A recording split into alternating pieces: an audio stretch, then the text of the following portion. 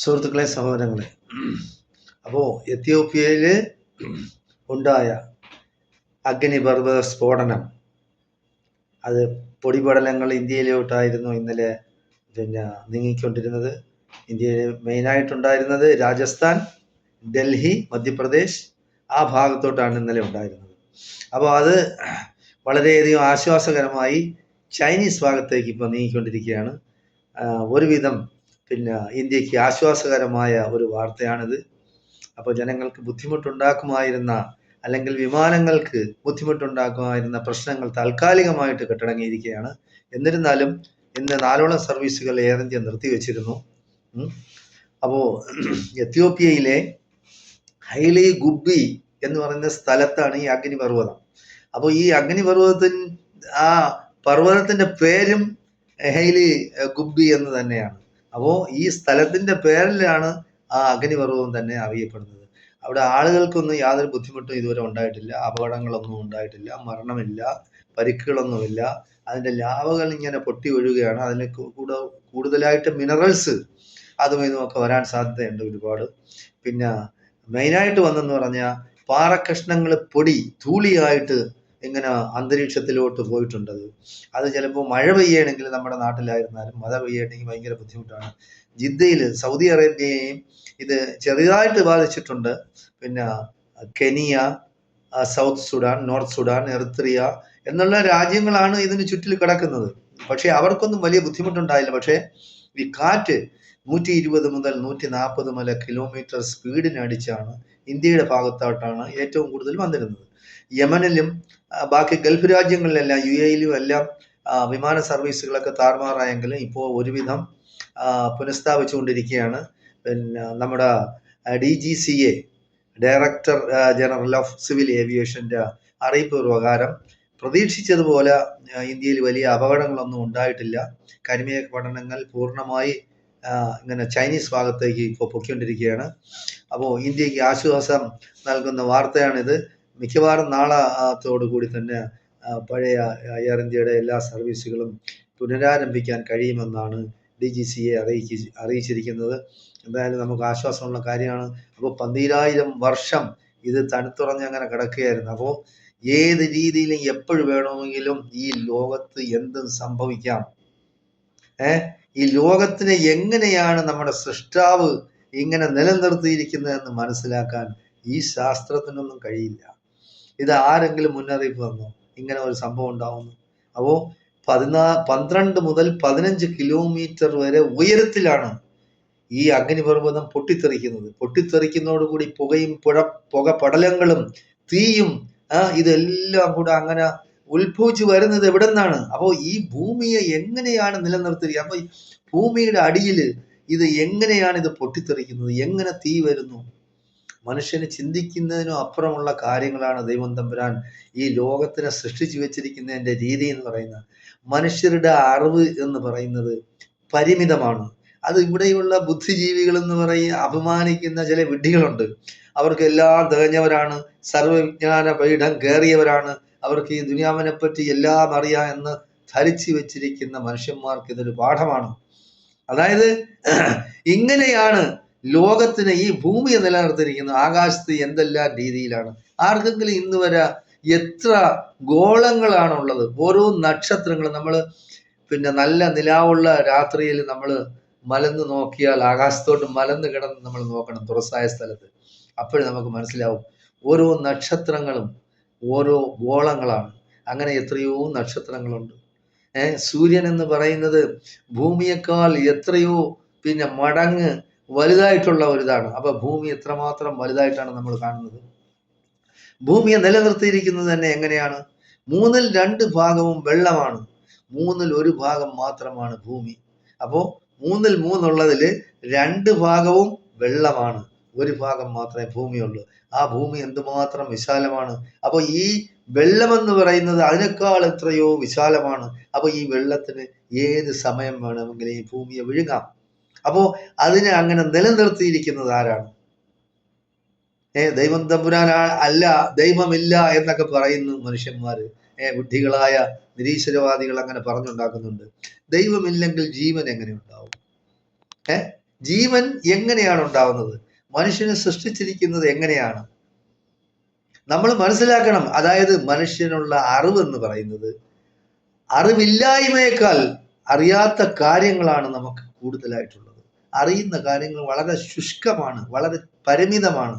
അപ്പോൾ ഇതൊന്നും ഏത് ശാസ്ത്രത്തിനും ഇന്ന് വരെ കണ്ടുപിടിക്കാൻ കഴിഞ്ഞിട്ടില്ല. എത്രയോ വർഷങ്ങളായി ഇപ്പൊ മനുഷ്യൻ പുരോഗമിച്ചില്ലേ, ഒരുപാട് പുരോഗമിച്ച് വേറൊരു ഗ്രഹമുണ്ടെന്നും ആ ഗ്രഹത്തിൽ ജീവികളുണ്ടെന്നും ഇപ്പോഴാളുകൾ പറയുന്നു. അത് 1450 വർഷങ്ങൾക്ക് മുമ്പേ ഖുർആൻ പറഞ്ഞ കാര്യമാണ്. അവരെ ജിന്നുകൾ എന്നാണ് അറിയപ്പെടുന്നത്. ജിന്നുകളാണ് ആദ്യം സൃഷ്ടിക്കപ്പെട്ടത്, അതിനുശേഷമാണ് മനുഷ്യനെ സൃഷ്ടിച്ചത്. അപ്പോൾ ഇതൊക്കെ മനസ്സിലാക്കണമെങ്കിൽ വേദഗ്രന്ഥങ്ങൾ പഠിക്കണം, എല്ലാ വേദഗ്രന്ഥങ്ങളും പഠിക്കണം. ബൈബിളായിരുന്നാലും യഹൂദന്മാരാ തോറയായിരുന്നാലും ഭഗവത്ഗീതയായിരുന്നാലും പിന്നെ മുസ്ലിങ്ങളിൽ നിന്ന് ആർക്കും പറയാൻ കഴിയില്ല. അത് ഖുർആൻ എന്ന് പറയുന്ന മുസ്ലിങ്ങളുടെ ഗ്രന്ഥമല്ല, മാനവരാശിക്ക്, മനുഷ്യ രാശിക്ക് വേണ്ടി പ്രത്യേകം തയ്യാറാക്കപ്പെട്ട അവസാനത്തെ ഗ്രന്ഥമാണ് ഖുർആൻ. അതിനെപ്പറ്റി പഠിക്കുകയും മനസ്സിലാക്കുകയും വേണം. അത് പഠിച്ചു എന്നോ മനസ്സിലാക്കിയെന്നോ കരുതി ആരും ഇസ്ലാം മത വിശ്വാസിയൊന്നും ആവണ്ട. അവർക്ക് വേണമെങ്കിലാവാം. ഇപ്പൊ മതങ്ങൾ ഇവിടെ ലോകത്ത് ആവശ്യം പോലെ ഉണ്ട്. ഏത് മതത്തിലും വിശ്വസിക്കാം, ഏത് മതത്തിന്റെ പിന്നെ വിശ്വാസ പ്രമാണം അനുസരിച്ച് നമുക്ക് ജീവിക്കാം. ഏത് ലോകത്ത് ഏത് രാജ്യത്ത് പോയാലും ജീവിക്കാം. പിന്നെ കുറച്ചെങ്കിലും ബുദ്ധിമുട്ടുള്ളത് ഇപ്പൊ നമ്മളെ സംഘപരിവാറുകാർ ഇവിടെ ഭരണത്തിൽ കയറിയതിനു ശേഷമാണ് ബുദ്ധിമുട്ട് വരുന്നത്. അവര് ജയ് ശ്രീറാം എന്ന് വിളിക്കാൻ പറയും. മുസ്ലിമിന്റെ അടുത്ത് പറയും ജയ് ശ്രീറാം എന്ന് വിളിക്കാൻ പറയും, അല്ലെങ്കിൽ അവനെ കൊല്ലും, അല്ലെങ്കിൽ അവനെ അടിക്കും. ഒരു സ്ത്രീ ഇന്നലെ അടിക്കുന്നതായിട്ട് ഞാൻ കണ്ട്. ജയ് ശ്രീറാം വിളിക്കാൻ. പിന്നെ ഒരു ടാക്സി ഓടിക്കുന്ന ഒരു ഡ്രൈവർ എടുത്ത് ജയ് ശ്രീറാം വിളിക്കും, നീ പോടാന്ന് പറഞ്ഞിട്ട് അയാൾ വണ്ടി എടുത്തിട്ട് പോയി. അപ്പൊ അങ്ങനെയുള്ള ചരിത്രമാണ് ഇപ്പൊ നടക്കുന്നത്. പള്ളി പൊളിക്കുന്നു, ഈ പള്ളിയും ആ പള്ളിയും മറ്റേ പള്ളിയും ഒക്കെ ഞങ്ങളുടെ വകയാണ്, അവിടെയാണ് ഞങ്ങളുടെ ദൈവം ജീവിച്ചിരുന്നത്, ഞങ്ങളുടെ ദൈവം ജനിച്ചത് അവിടെയാണെന്ന് പറഞ്ഞ ഒരു പ്രധാനമന്ത്രി പോയി ആ പള്ളി പൊളിച്ച സ്ഥലത്ത് ഒരു ക്ഷേത്രം ഉണ്ടാക്കുകയും അത് 3ാമത്തെ പ്രാവശ്യമാണ് ഇപ്പൊ പോയി ഉദ്ഘാടനത്തിന് പോകുന്നത്. ആദ്യം എന്തോ ഒരു ഉദ്ഘാടനം നടന്ന്, രണ്ടാമത് വേറെ ഉദ്ഘാടനം നടന്ന്, 3ാമത് പോയി. ഇനി അടുത്ത ഉദ്ഘാടനം ഇനി അടുത്ത ലോക്സഭാ ഇലക്ഷന് മുമ്പായിരിക്കും. അപ്പോൾ ജനങ്ങളെ തമ്മിൽ ഭിന്നിപ്പിക്കേണ്ടതല്ല മതങ്ങൾ എന്ന് പറയുന്നത്, ജനങ്ങളെ തമ്മിൽ ഒന്നിപ്പിക്കേണ്ടതാണ് മതങ്ങൾ. ജാതിയും മതവും എന്ന് പറയുന്നത് മനുഷ്യന്റെ സ്വകാര്യമായ കാര്യങ്ങളാണ്. അത് ഏത് മതത്തിലും വിശ്വസിക്കാം, ഏത് പിന്നെ രാഷ്ട്രീയത്തിലും വിശ്വസിക്കാം. അതൊക്കെ എന്താണ് ആശയം കൊണ്ടാണ് നമ്മൾ നേരിടേണ്ടത്. അവനവന്റെ വിശ്വാസ പ്രമാണമനുസരിച്ച് ജീവിക്കാൻ ലോകത്തിലുള്ള എല്ലാ നീതിന്യായ വ്യവസ്ഥകളും നമുക്ക് ഉറപ്പ് നൽകുന്നുണ്ട്. അപ്പൊ അതനുസരിച്ച് മനുഷ്യൻ ജീവിക്കട്ടെ. അവൻ വിശ്വാസിയായിട്ട് ജീവിക്കാം, വിശ്വാസി അല്ലാതെയും ജീവിക്കാം. ഇസ്ലാം മത വിശ്വാസിയായിട്ടും ഹിന്ദുമത വിശ്വാസിയായിട്ടും ക്രിസ്ത്യാനിയായിട്ടും യഹൂദനായിട്ടും സിഖുകാരനായിട്ടും ബുദ്ധമതക്കാരനായിട്ടും ഒക്കെ ജീവിക്കാം. അതിലാരും ആവശ്യമില്ലാത്ത രാഷ്ട്രീയവും പിന്നെ സ്വകാര്യതയും, അതായത് അനാവശ്യമായ കാര്യങ്ങൾ എന്തിനാണ് അതിൽ കയറ്റി കിടത്തുന്നത് പറഞ്ഞാൽ അധികാരത്തിന് വേണ്ടിയുള്ള ഒരു കുറുക്കു വഴിയായി ഇന്ന് പല ആളുകളും പല സംഘടനകളും മതങ്ങളെ ദുരുപയോഗം ചെയ്യുകയാണ്. മതങ്ങൾ എന്ന് പറയുന്നത് ഏത് മതവും നല്ലതേ പറഞ്ഞിട്ടുള്ളൂ. ദൈവത്തെ ആരാധിക്കണം, ദൈവം പറയുന്നതനുസരിച്ച് ജീവിക്കണം. കാരണം അങ്ങനെ പറഞ്ഞ് ജീവിച്ചാലേ ഈ ലോകത്ത് സമാധാനം നിലനിൽക്കും. ആരെയും വെട്ടിപ്പിടിക്കാനും ആരുടെയും വസ്തു വെട്ടിപ്പിടിക്കാനും ആരുടെയും പിന്നെ പണം അപഹരിക്കാനും ആരുടെയെങ്കിലും ഭാര്യമാരെ മോഷ്ടിച്ചു കൊണ്ടുപോകാനും അല്ല പറയുന്നത്. അപ്പോൾ മതങ്ങളെല്ലാം പറയുന്നത് നന്മയും ധർമ്മവും നീതിയും ഈ ലോകത്ത് നടന്നു കാണാനാണ് അവരാവശ്യപ്പെടുന്നത്. ഏത് ദൈവം? ഇപ്പൊ ദൈവം എന്ന് പറയുന്നത് ഹിന്ദുക്കൾക്കും ക്രിസ്ത്യാനികൾക്കും മുസ്ലിങ്ങൾക്കും യഹൂദന്മാർക്കും ബുദ്ധമതക്കാർക്കും സിഖുകാർക്കും പ്രത്യേകമായ ദൈവങ്ങളൊന്നുമില്ല. അങ്ങനെ ദൈവങ്ങൾ ഉണ്ടായിരുന്നു എന്നേ യുദ്ധം നടക്കുമായിരുന്നു, ദൈവങ്ങൾ തമ്മിൽ തന്നെ. അപ്പൊ അങ്ങനെ ഒരു ദൈവങ്ങളില്ല, ഒരൊറ്റ ദൈവമേ ഉള്ളൂ. അത് ഏത് പേരിൽ നിങ്ങൾ വിളിച്ചാൽ അവതാരം ചെന്നെത്തുന്ന ഒരൊറ്റ ദൈവത്തിലായിരിക്കും. അപ്പോൾ ഈ ഗ്രന്ഥങ്ങൾ നിങ്ങളെടുത്ത് പരിശോധിക്കുക. ഭഗവത്ഗീതയായിരുന്നാലും ബൈബിളായിരുന്നാലും ഖുർആൻ ആയിരുന്നാലും പിന്നെ തോറ, യഹൂദന്മാർ ആ ഗ്രന്ഥം എടുത്ത് പരിശോധിച്ചാലും ഏക ദൈവത്തിലാണ് വിശ്വാസമെന്നാണ് ആവശ്യപ്പെടുന്നത്. നിങ്ങൾ സംശയം ഉണ്ടെങ്കിൽ ഏത് പിന്നെ ഗ്രന്ഥം വേണമെങ്കിലും എടുത്തുകൊണ്ട് വരാം. അതായത് വേദഗ്രന്ഥങ്ങൾ തന്നെ ആയിരിക്കണം, ആരെങ്കിലും മനുഷ്യന്മാർ എഴുതി ഉണ്ടാക്കിയല്ല. അപ്പൊ എടുത്തുകൊണ്ട് വന്നാൽ നമുക്ക് മനസ്സിലാക്കാൻ കഴിഞ്ഞിട്ടില്ല. ഇന്ന് വരെയുള്ള ചരിത്രം അതാണ്, ഏക ദൈവത്തെ ആരാധിക്കണം. അല്ലാതെ ദൈവങ്ങൾക്ക് വേറെ കമ്പനിയും കിമ്പനിയും ഒന്നുമില്ല, ഭാര്യയും മക്കളും ഒന്നുമില്ല, ഒരു ദൈവത്തിനും ഭാര്യയും മക്കളും ഇല്ല. അതാണ് നമ്മൾ മനസ്സിലാക്കാനുള്ളത്. അതൊക്കെ മനുഷ്യൻ ഉണ്ടാക്കി പറയുന്നതാണ്. ദൈവത്തിന് ഭാര്യയുണ്ടെന്നും ദൈവത്തിന് മക്കളുണ്ടെന്നും, അപ്പൊ മരുമക്കളുണ്ടാവും, പിന്നെ ദൈവത്തിന്റെ ഇളയച്ചനും അമ്മാവനും അവരും അളിയന്മാരും ഒക്കെ ഉണ്ടാവും. അതൊക്കെ വലിയ പ്രശ്നങ്ങളാണ്.